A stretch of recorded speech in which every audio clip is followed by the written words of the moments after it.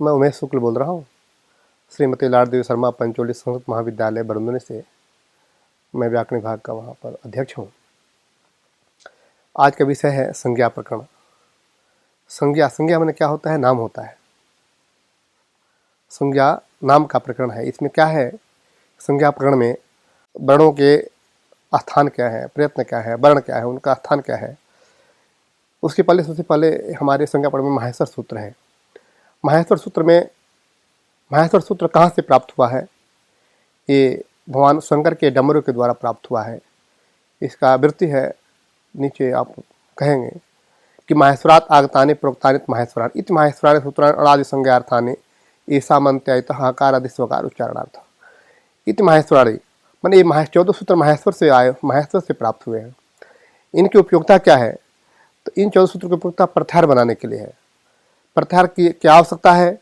तो प्रत्याहार व्याकरण शास्त्र की शब्दों की सिद्धियाँ इसके माध्यम से होती हैं।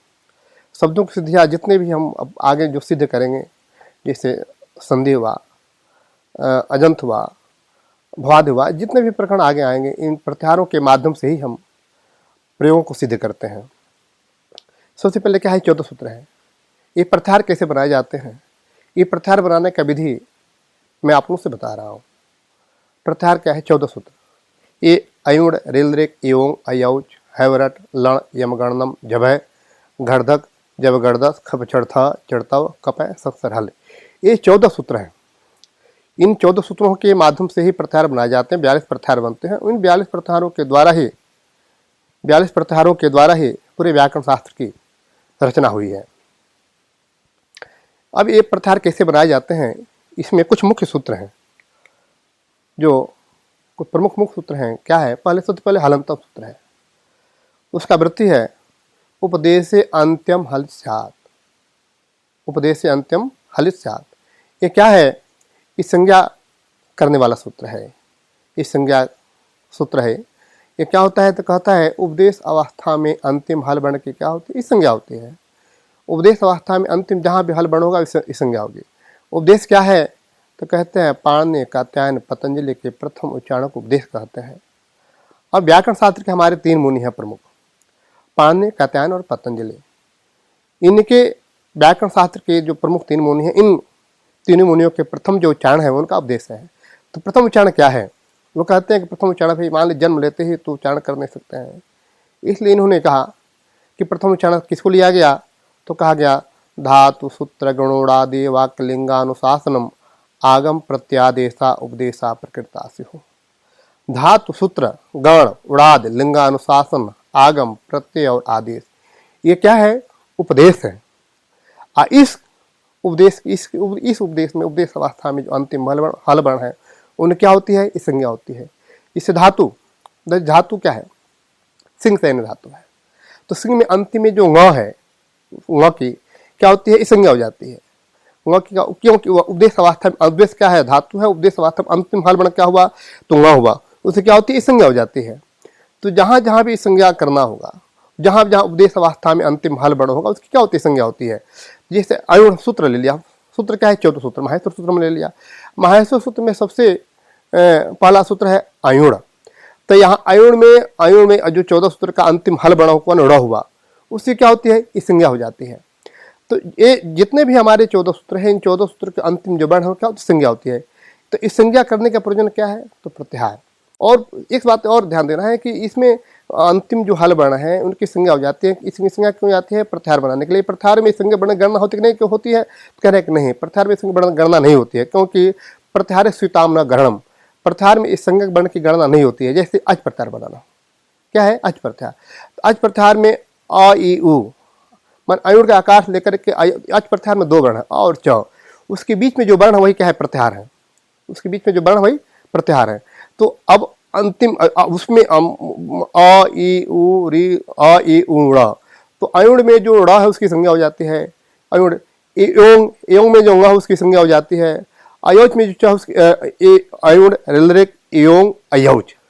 तो जितने भी अंतिम क्या प्रत्याहार में हम जितना हल वर्ण की हम गणना नहीं किया, तो हमने जब गणना नहीं किया तो अ ई उ री री ए उ आई औ, हाँ, ऐसे सिद्ध होते हैं।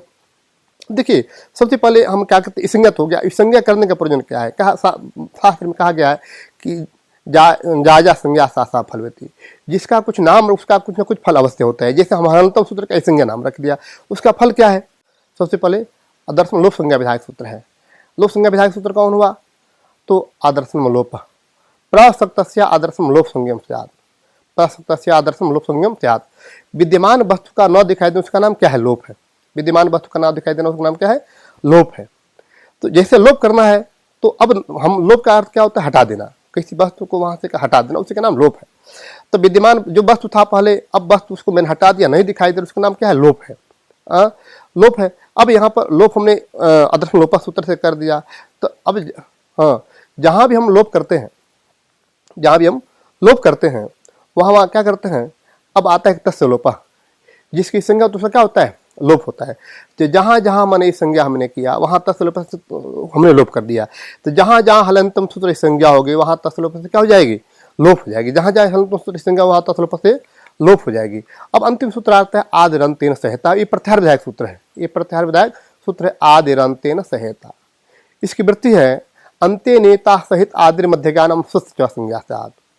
अंत्य संज्ञक वर्ण के साथ आज जो वर्ण वह अपने और मध्यगामी वर्णों का, मध्यगामी वर्णों की, मध्यगामी जो बीच में पढ़े गए जो वर्ण है उनका बोध कराता है। जैसे हमने क्या किया? अज प्रत्याहार बनाया। तो अज प्रत्याहार में सबसे पहले क्या? अ है। अंतिम वर्ण का अंत्य संज्ञक वर्ण कौन हुआ? च हुआ। तत्सहित आदि वर्ण कौन हुआ? अ हुआ। उसके साथ मध्यगामी जो बीच में बड़े पढ़े गए जो वर्ण है, जो बीच में पढ़े गए वर्ण है, वही क्या है? प्रत्याहार। इन वर्णों का बोध आदिरंतेन सहायता सूत्र के द्वारा होता है। तो हमने क्या किया? आदिरंतेन सहायता सूत्र के द्वारा हमने क्या कर दिया? इनकी आदिरंतेन से प्रत्याहार का हमने विधान किया।